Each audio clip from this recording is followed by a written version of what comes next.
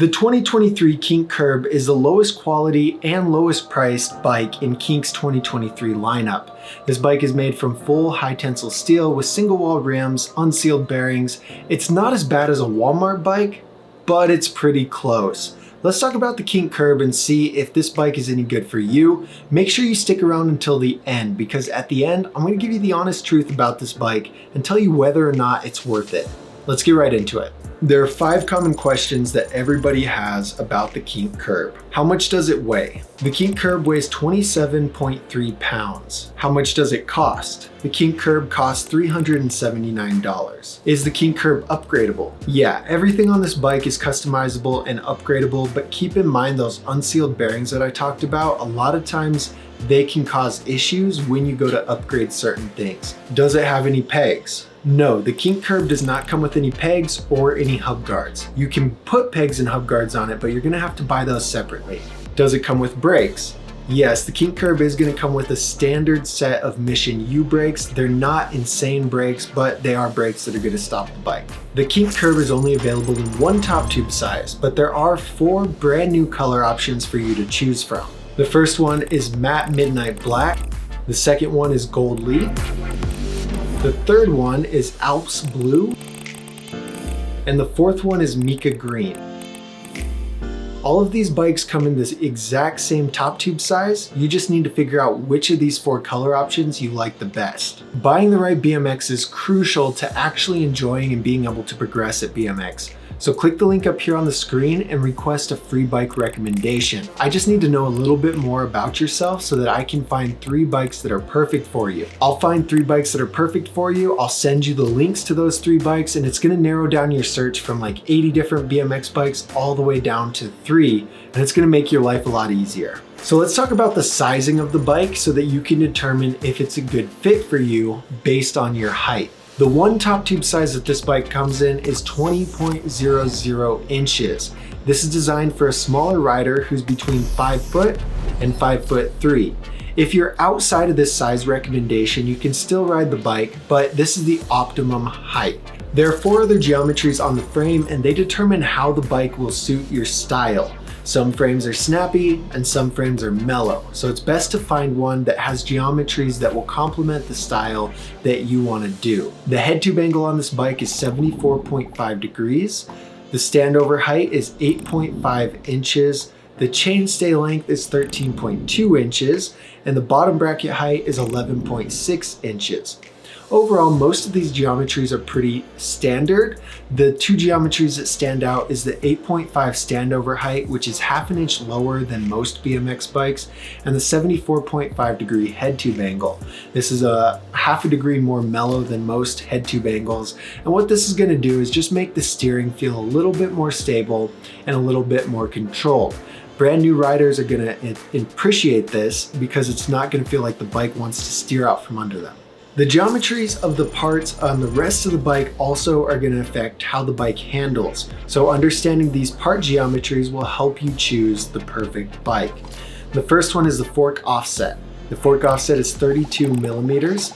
The handlebars are 8.75 inches tall, and we don't know how wide these handlebars are. I'm gonna guess they're about 30 inches wide, but I don't know for sure. The stem has a rise of 32 millimeters and 50 millimeters of reach. This bike has a 25:9 gear ratio, and everything's on the right-hand side. So the quality of the main components determine how long your bike is gonna last and how it's gonna hold up to certain levels of riding. You wanna get the highest quality bike that you can afford. So let's talk about the main component quality.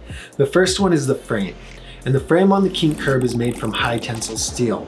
As you can see by this graph, high tensile steel is the lowest quality option that you're gonna find on a BMX bike.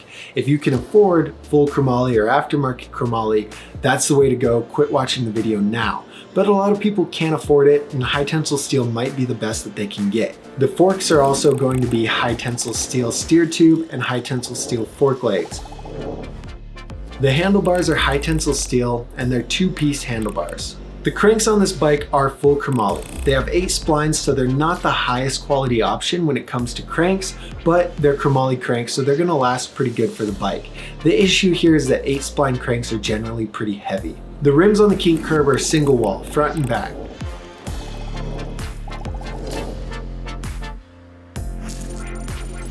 Let's talk about some of the components on this bike.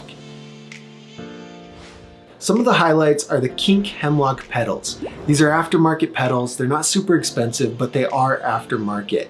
And that's the only highlight on the bike. Some of the lowlights include the weak 410 chain, the non-removable brake mounts, so if you do take the brakes off, you're still gonna have brake mounts. The bottom bracket, the headset, and the hubs are all unsealed on the Kink Curb.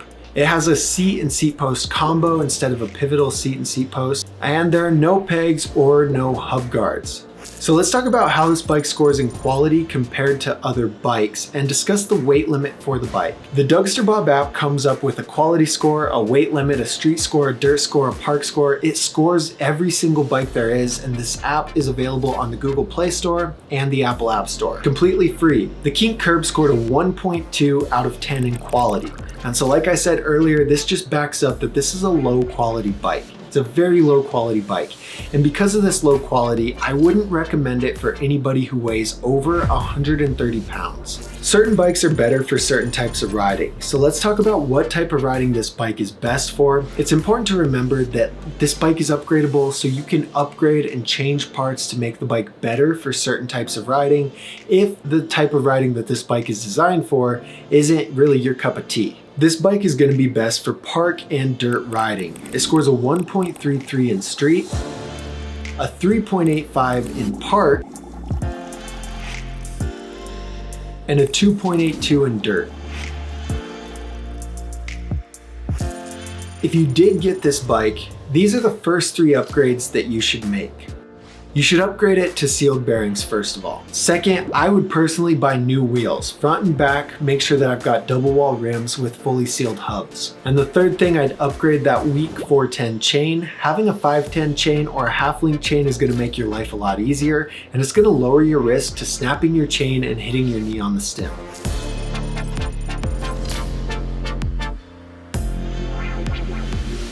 So here are my thoughts. If you're a lightweight, new rider to the sport, this bike is gonna be fine. I say high tensile steel sucks, chromoly's the way to go, and all those things, especially for riders who weigh 170, 180 pounds. If you're really light, your weight isn't gonna affect the bike like I make it out to be. If you don't weigh very much, you're not gonna be snapping parts left and right like I would. So if you're light, you're a smaller rider, this bike is fine. If you can find it for this price or cheaper, it's even better.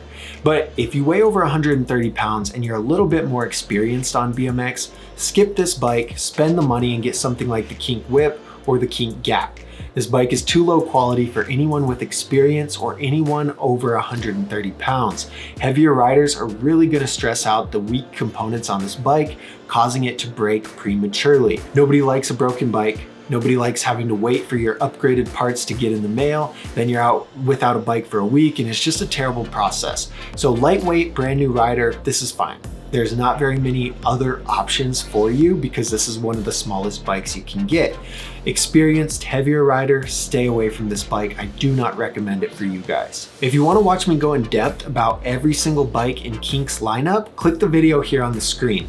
I'll talk about every single bike. I go super in depth and it's perfect for you if you're curious about Kink's 2023 lineup. So that's the 2023 Kink Curb. Let me know in the comments which bike I should review next and we'll see you guys in the next video.